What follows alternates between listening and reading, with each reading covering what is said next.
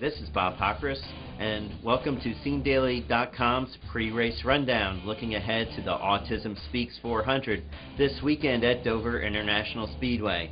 Now, some people, when they think of Dover, they think of Miles the Monster, this huge, big thing made out of blocks with big red eyes that the track uses for, I guess, for lack of a better term, a mascot. They even have a huge statue of Miles out in front of the track, and its little red eyes light up at night and everything, and that's kind of what makes Dover unique to some people, but to me, it's the actual concrete on the track that makes Dover unique.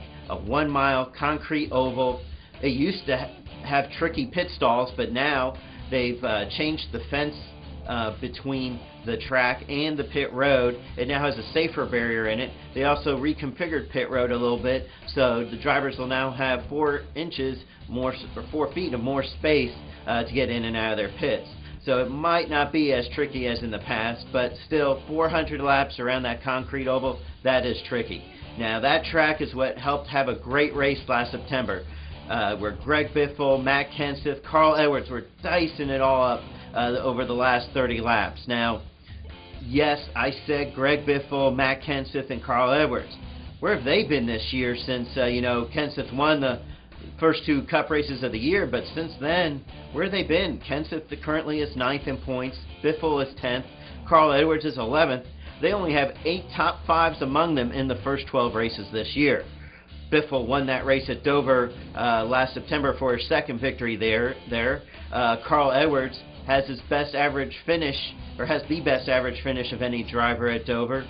His average finish is 7.7 in 9 starts. He has 5 top 5s, and he won back there in September 2007. Matt Kenseth also has a win at Dover 3 years ago. Now, those 3 guys, 9th, 10th, 11th in points, they need a good run at Dover. Who's following them in the points? Mark Martin. He's been good at Dover before. He has 4 wins, the last one coming 5 years ago. Mark Martin is on that last spot right now that gets him in the chase. The guy 6 points behind him, he won last week, David Rudiman. How's he at Dover? Not very good. His best finish is 17th in 3 starts there. Now, including Rudiman, there are 6 drivers within 200 points of Mark Martin.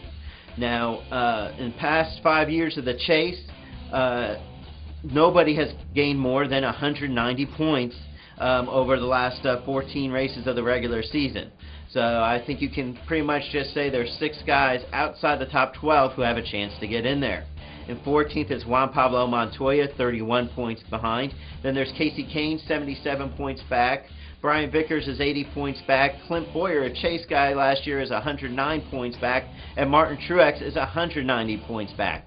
Now, Martin Truex Jr. is the best of these guys at Dover. He has a win there and an average finish of 11.3. Clint Boyer has an average finish of around 15th. Everyone else, worse than 20th average finish at Dover. Now, who's not within 200 points? There are 2 guys who you would think would definitely be in chase contention, but Dale Earnhardt Jr. is 203 points behind. Kevin Harvick is 279 points behind. They're both in big trouble. They both would need great finishes over the last 14 weeks of the regular season to get back into the chase. Now, Dale Jr., he has won at Dover, and is part of that track's rich history there. Jeff Gordon has 4 wins at Dover. Jimmy Johnson and Ryan Newman have 3 apiece. Tony Stewart has 2. Jeff Burton, Kyle Busch, Bobby Labonte, they all have wins at Dover. Now, who will step up and get the win this weekend?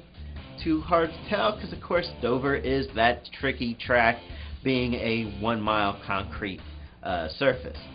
Now, during the race, you can follow us at SceneDaily.com, follow our observations there, or follow us on Twitter at twitter.scenedaily.com. That's all I've got for you today. Please enjoy the Dover race, and thanks for joining us.